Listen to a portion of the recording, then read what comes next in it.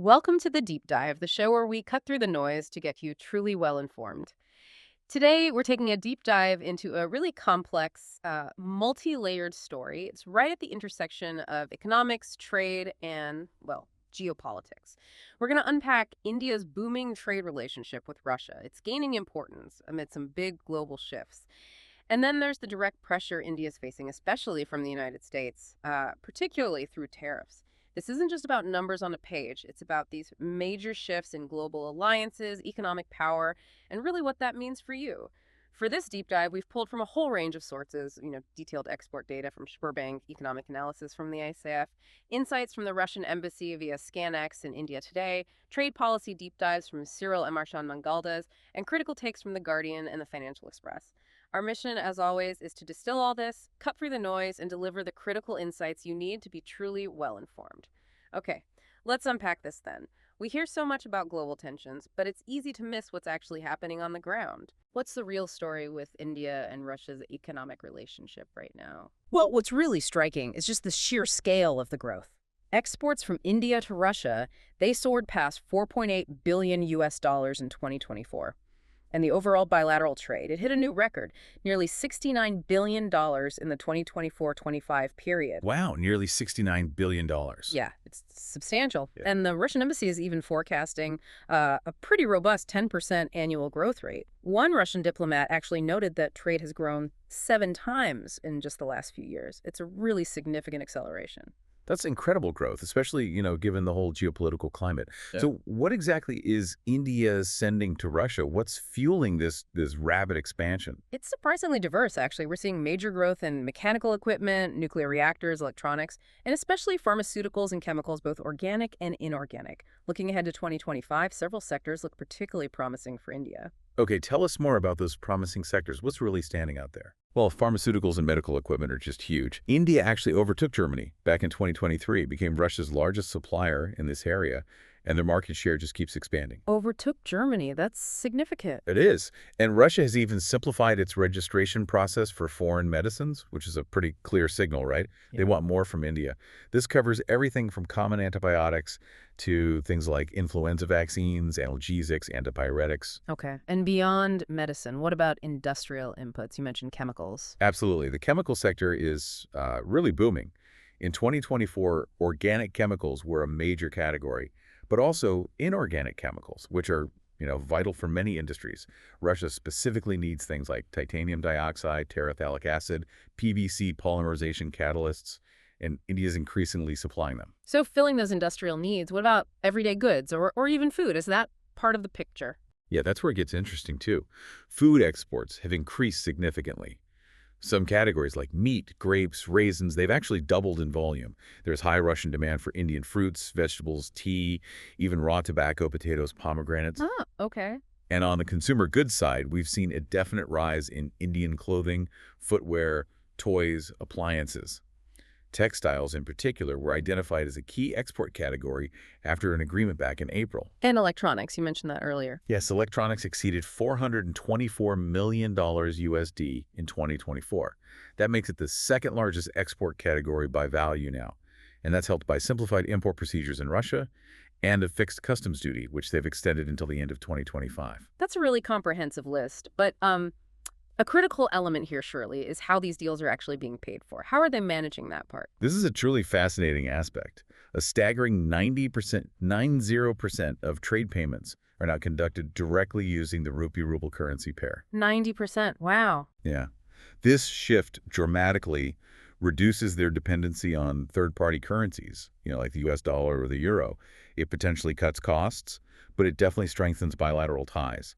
It's a very clear move towards what people call de-dollarization and building up these alternative payment systems. Right. Moving away from the dollar. Exactly. Now, there are challenges, of course, exchange rate volatility, getting the banking infrastructure right, but it's a strategic pivot.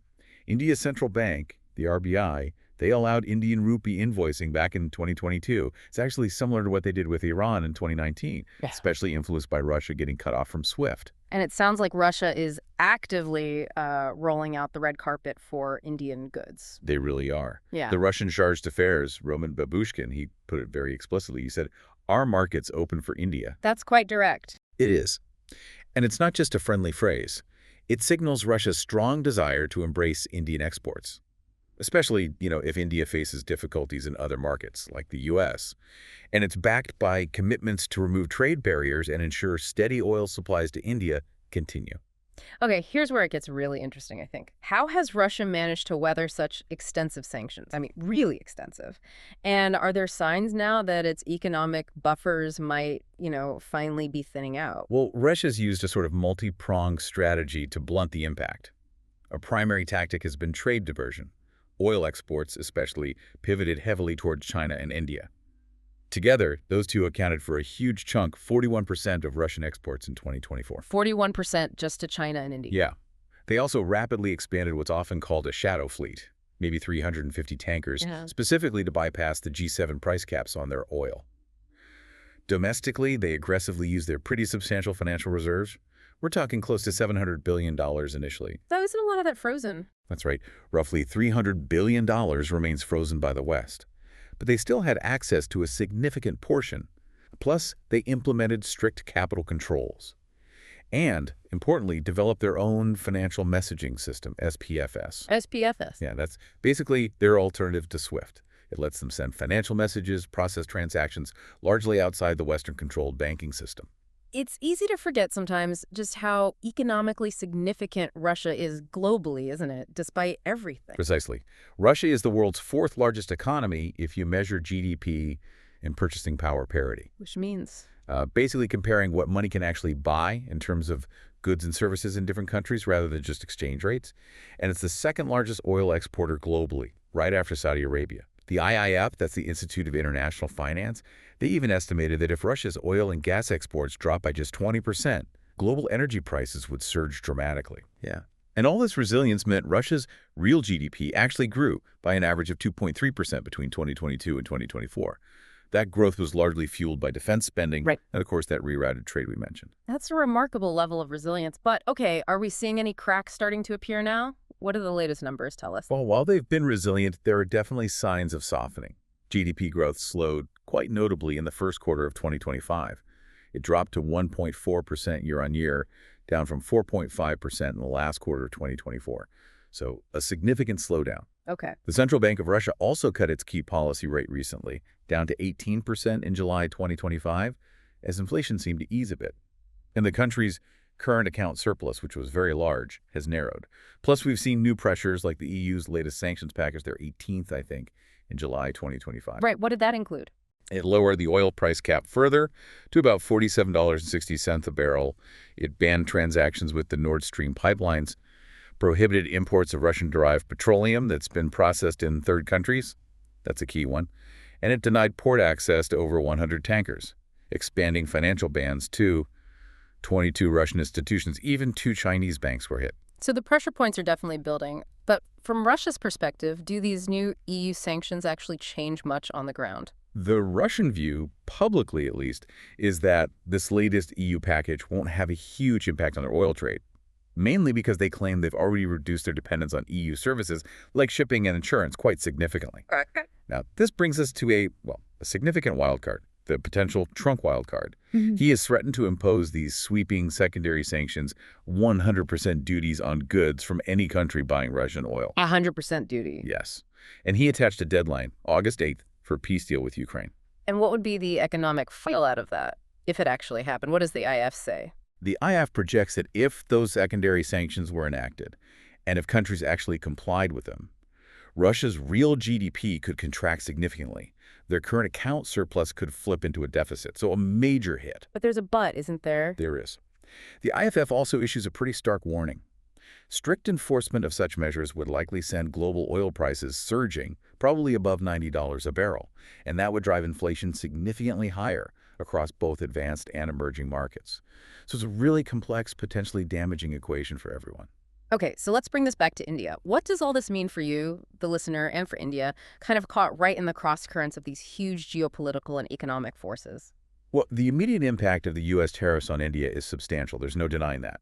Almost 70% of Indian goods exports to the U.S. valued at around, $60.85 billion now face that 50% tariff. 70% of exports to the U.S., that sounds catastrophic. It sounds it, but an analysis from ICRIER, that's the Indian Council for Research on International Economic Relations, puts it into perspective. They suggest that while it's definitely significant, it's no catastrophe for India's overall economy, which is nearly $4 trillion now.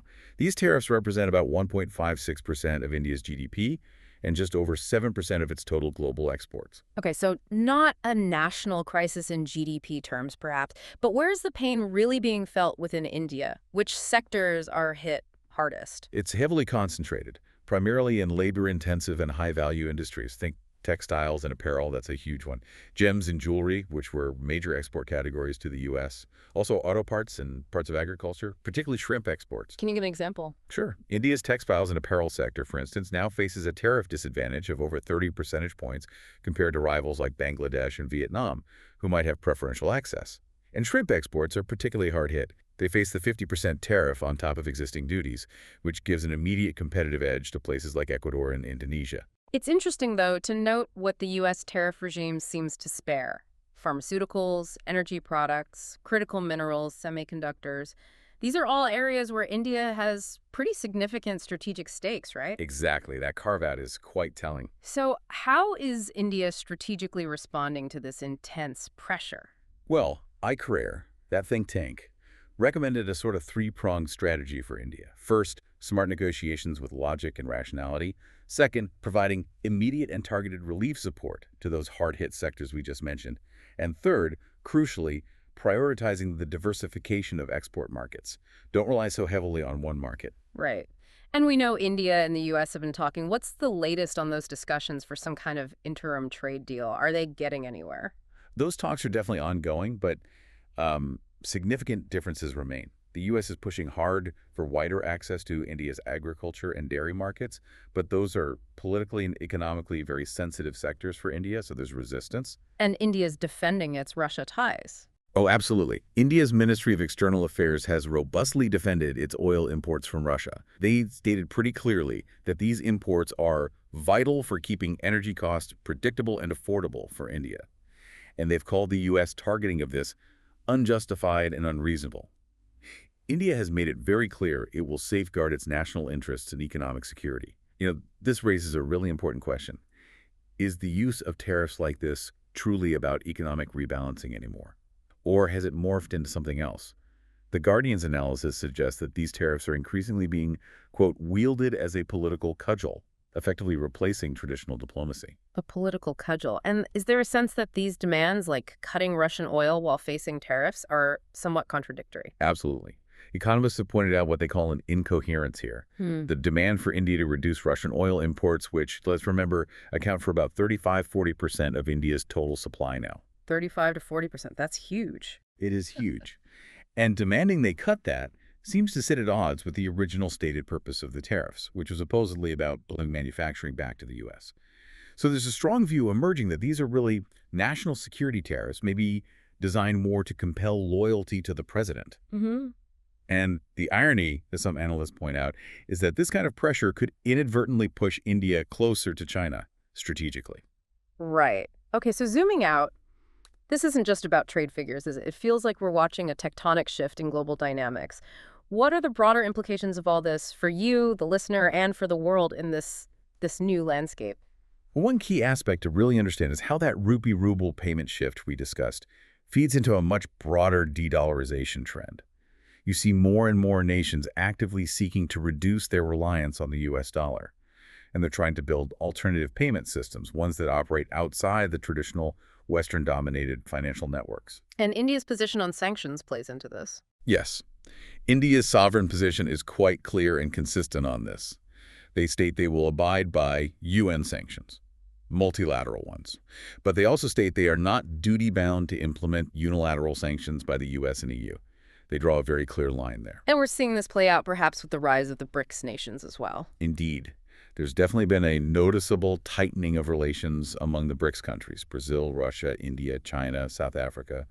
Collectively, they now account for a really substantial portion of the global economy, maybe 40% of global GDP.